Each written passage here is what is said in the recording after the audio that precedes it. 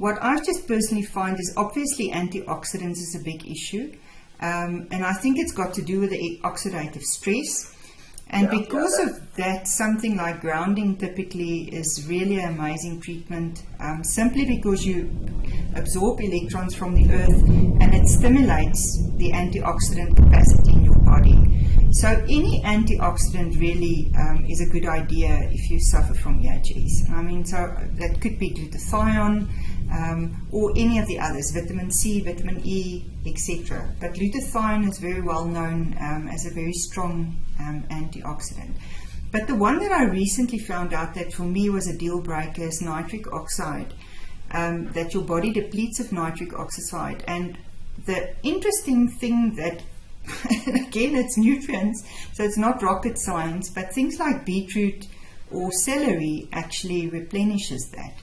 But then you also have a risk of being oxalate sensitive. So, you know, there's always a balance. You should never overdo anything.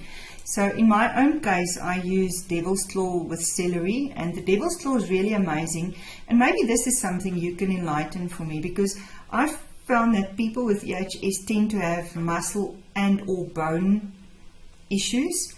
And it might be because of the theory from Dr. Martin Paul on calcium channeling. Do you maybe want to just briefly talk about that? Martin Paul is a dear friend of mine, and he has written a number of very interesting articles about voltage-gated ionic channels, especially around calcium channels. And calcium, of course, has to do all of it with your bone and cardiac structures. And there could be interactions, although I have to be honest and say we lack the experimental data to really pinpoint this hypothesis. And the papers that have been done recently have failed really to support the whole idea, but there could be something. And of course, ionic gate will be very susceptible to the minuscule electromagnetic field exposures. And again, we are talking about astronomically strong fields, you know. So it's more surprising that we don't see more than we already do. But again, having said that, I know that we have dramatic effects on certain structures. I mentioned pollinators before. Don't forget about sperm cells and the enormous reduction in motility, quality, morphology, number, etc. that you see worldwide, and now also being reported not only in humans but also in animals. And that could also again be dependent on interaction with ionic channels at the cellular membrane. But I want to come back to what you mentioned, because I think it's very important also not to under or overdo any such treatment. And you need to have someone hand in hand with you, like yourself, that could give the correct and good pieces of advice, and that you tread carefully so you don't sort of destroy anything in your body.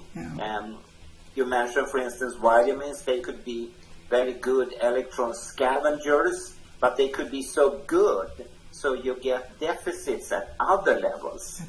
So be a little bit careful. I now and then meet people that, you know, they eat a lot of vitamins and so on for no real reason. And have your hypersensitivity become better? They say, no, but I eat it anyhow. You shouldn't.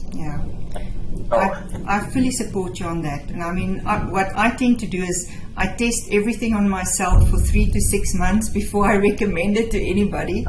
And trust me, I felt the side effects of having too much of something. So, I mean, I took the beetroot supplements. I very quickly stopped taking that. Within 2 weeks, I felt horrific. But it was because of I got too much oxalates in my body. So it's just the balance. I got out of balance. Yeah, but could you tell me what kind of side effects you experience? You feel toxic. I think that's the right word. You just feel really bad. Toxic is the only word that comes to mind for me to explain that. So you become achy, your body becomes sore, you feel miserable when you wake up. you know, and I'm the type of person, when I wake up, I feel good and I want to feel good. I don't want to feel terrible and swollen and sluggish and sore, but that's how I felt, yeah. Well, that's exactly what I heard from a couple of women like 3-4 months ago. They had exactly the same experiences as you. Therefore, I was interested to hear. Yeah, yeah.